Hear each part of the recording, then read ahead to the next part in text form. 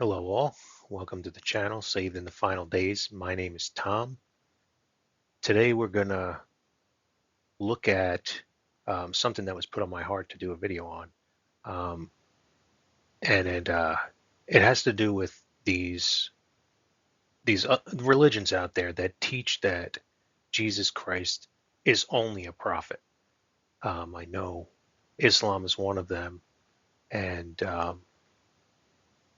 there's a couple of other ones as well. We'll talk about those briefly. But I just want to go through the Bible and show why this just doesn't make any sense, um, or a good argument for it anyway. And obviously, these series are always geared at those who are looking to learn and grow in Christ, or those who are on the fence about him, that don't think he's just a prophet. He's not a savior. He is the only savior. He is God, and his blood is the only blood that can cover your sins forever. It is his death, his burial, and his resurrection on the third day, that if you believe that, you're saved. You're sealed with the Holy Spirit of promise, and you were given eternal life. And you can know you have eternal life, like it says in 1 John. There's no doubt. So this is the Shorts for the End Days series, and we're just going to try and keep this short and go through it. I'm just going to read and talk a little bit about it, and we'll see if we can understand that Jesus Christ is so much more than just a prophet. So much more. Heavenly Father, please bless the words of my mouth, the thoughts of my heart. Let whatever comes out of my mouth be clear and be a good representation of you, Lord. I only want to do your will. So if it is your will that someone be saved today from anything that's said here, please allow that to be. And please soften the hearts of those who are watching this. Please guide us and be with us. In Jesus' name, I ask. Amen.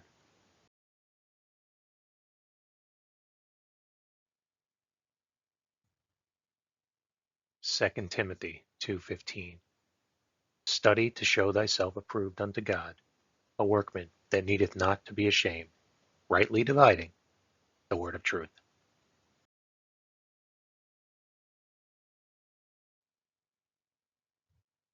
So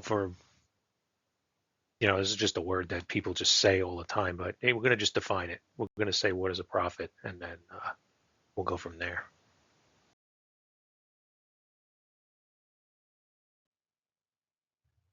So the Webster's 1828 dictionary, I only use the King James Bible here, King James Version. And the Webster's 1828 dictionary goes hand in hand with that. So if you're a King James Bible user and you're over looking to understand a term or look up a word, Webster's 1828 dictionary is for you. That defines the word prophet as one that foretells future events, a predictor, a foreteller. So that's mainly how the world knows it. In Scripture, a person illuminated, inspired, or instructed by God to announce future events, as Moses, Elijah, David, Isaiah, etc. Okay? So that is what we're talking about when we're talking about Jesus is just a prophet. Obviously, he told the future events in the scriptures. So he is a prophet. But is he only a prophet? Let's see.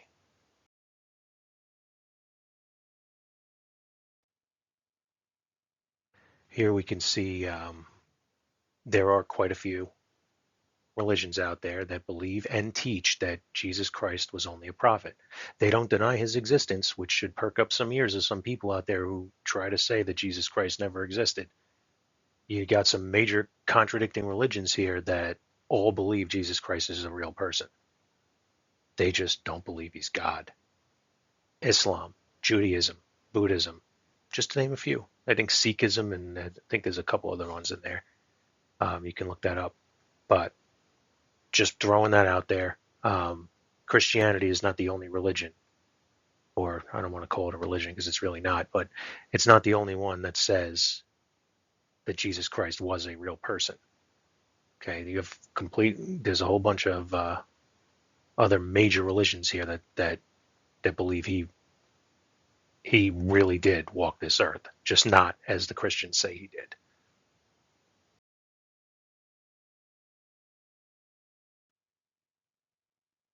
John 4:19. The woman saith unto him, Sir, I perceive that thou art a prophet.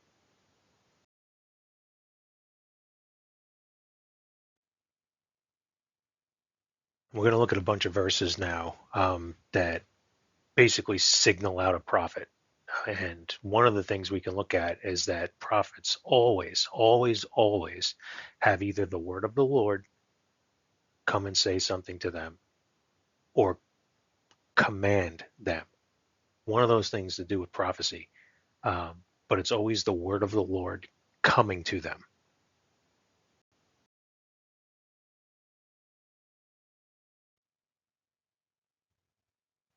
Genesis 15:1. After these things, the word of the Lord came unto Abram in a vision, saying, Fear not, Abram, I am thy shield, and thy exceeding great reward.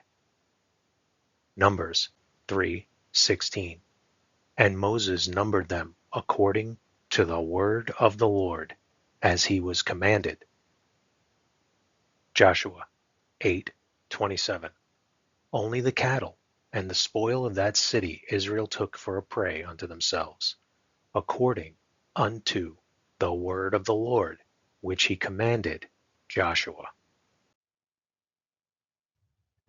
1 Samuel 15:10. Then came the word of the Lord unto Samuel, saying,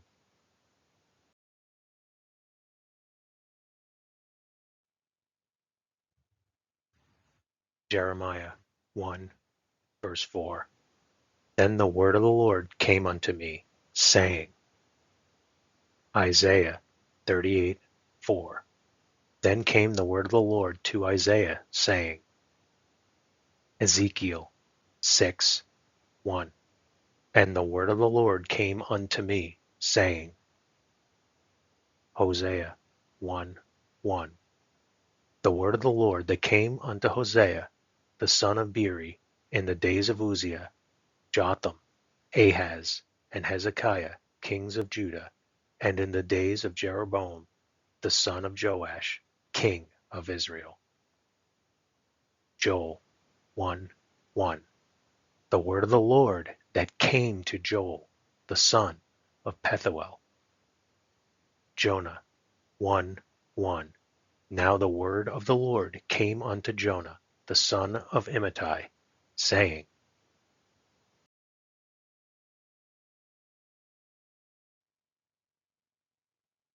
Micah 1:1.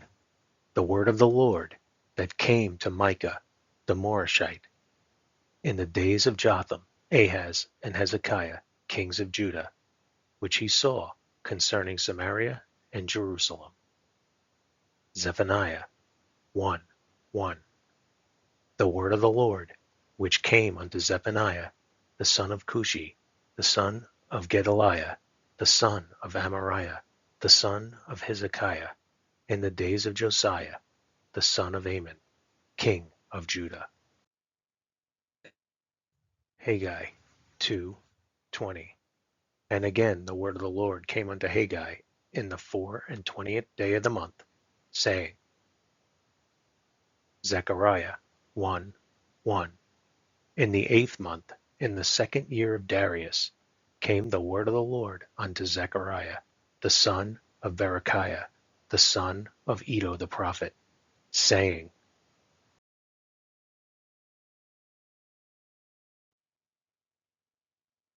so I probably beat that to death by now, but you can see anytime someone is called a prophet, there's always the word of the Lord coming to them, okay, and giving them some kind of command or prophetic event or something in the future. It's always something like that, but the word of the Lord is always what comes to them. Sometimes we see the word of God also coming to the prophets. but this is mostly meaning the scripture.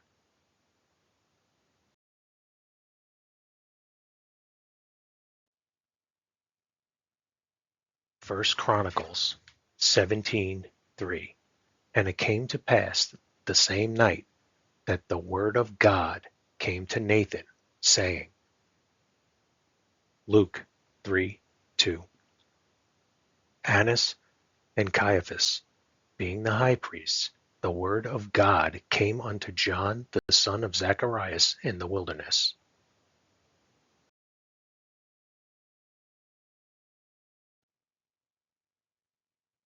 So I did some searching and correct me if I'm wrong, but I can't see one instance.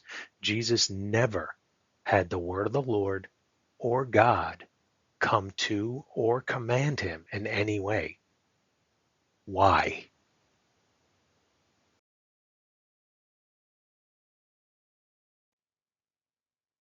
I mean, we are well aware that he's a prophet, so there should be an instance of this, should there not be? So why? Because he is the word of God and the word of the Lord. Jesus Christ is the word.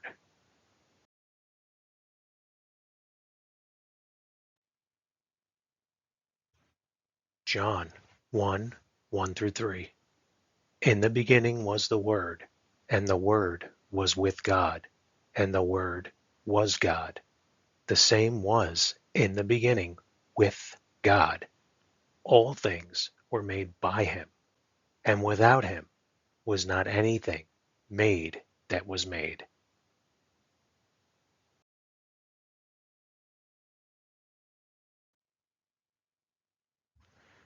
So now we're gonna explore some instances in the New Testament um, where we can clearly see that it is now identified as Jesus Christ.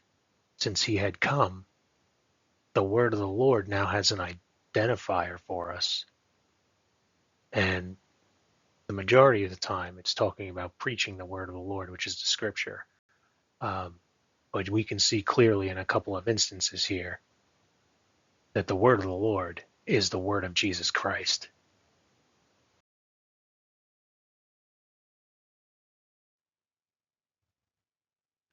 Luke 22:61. And the Lord turned and looked upon Peter, and Peter remembered the word of the Lord, how he had said unto him, Before the cock crow, thou shalt deny me thrice. Acts 11:16. Then remembered I the word of the Lord, how that he said, John indeed baptized with water, but ye shall be baptized with the Holy Ghost.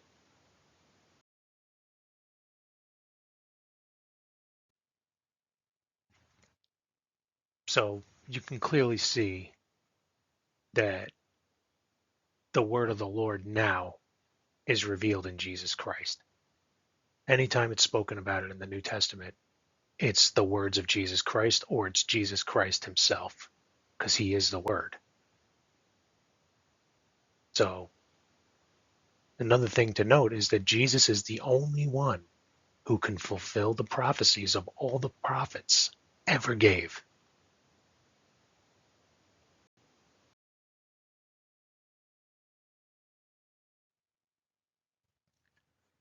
Matthew 5:17. Think not that I am come to destroy the law or the prophets. I am not come to destroy, but to fulfill.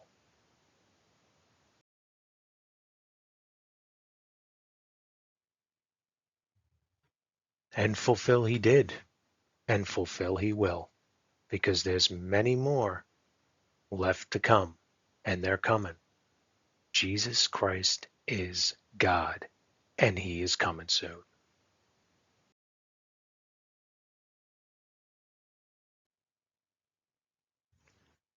Mark 1:15, and saying, The time is fulfilled, and the kingdom of God is at hand.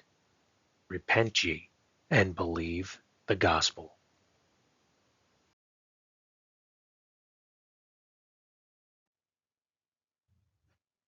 So I hope you got something out of this. Please consider Christ today. Please understand that he is so much more than a prophet. He is the only name given under heaven whereby we must be saved. There is so much power in his name. Just think about how many people use it as a cuss word. They don't use anybody else's name as a cuss word. Jesus Christ is the only one that can save you from your sins. And if you reject that, you will stand in judgment before God, before Jesus Christ. The Bible said he's going to judge. And you will have to give an account and pay for your own sins that you owe him. You either pay him with his own blood or you pay with yours. You still have time. Don't be foolish. It's getting harder and harder, and it's only going to get harder and darker as time goes on.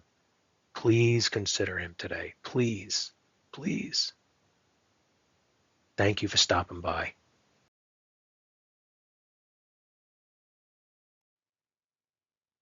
John 14:6.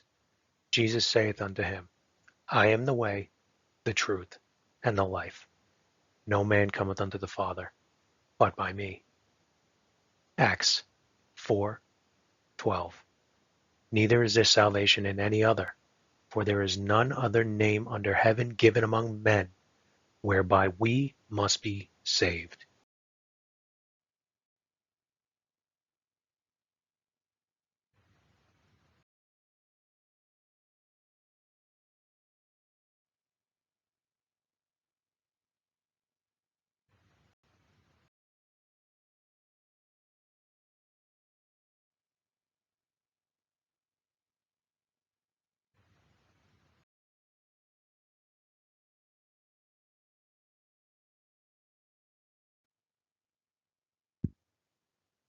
Jesus Christ died for your sins according to the Scriptures and was buried.